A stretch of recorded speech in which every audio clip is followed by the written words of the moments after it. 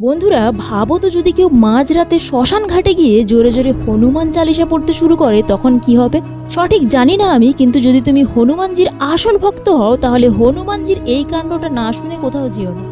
শোনা যায় একবার এক মা তার শিশুকে সঙ্গে নিয়ে মন্দাকিনী নদীতে স্নান করতে যায়, কিন্তু ভুলবশত তার বাচ্চাটা পাথরের ওপর পড়ে থাকা শ্যাওলায় পিছলে নদীতে পড়ে যায়। ওই বাচ্চার মা চেঁচিয়ে ওঠে এবং নদীতে ঝাঁপ দেওয়ার জন্য প্রস্তুত হয়।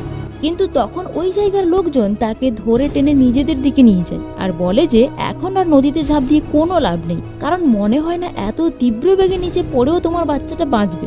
আর যদি কোনোভাবে বেঁচেও যায় এই তীব্র ধারালো পাথরগুলো তার জীবন কেড়ে নেবে। এই শুনে ওই মা জোরে জোরে কাঁদতে লাগলো আর মনে মনেই হনুমান চালিসা পড়তে লাগলো। হনুমানজিকে বলল, হনুমানজি, যদি আপনি সত্যিই থাকেন তাহলে আমার ভক্তির শপথ দিয়ে বলছি আমাকে আমার বাচ্চাটা ফিরিয়ে দিন। এই বলতেই মন্দাকিনী নদীর ঢেউ নিজের থেকেই কমে গেল এবং হঠাৎ করেই অজানা একটা বড় বাঁদর এসে গেল, যা একেবারে আলাদা প্রজাতির। আর যেই মুহূর্তে ওই বানর নদী থেকে বেরিয়ে এলো, জানো কি হলো? তার হাতে সেই 6 বছরের বাচ্চাটা ছিল আর সেও একদম সুস্থ। কমেন্টে জয় বজরংবলী অবশ্যই লিখুন।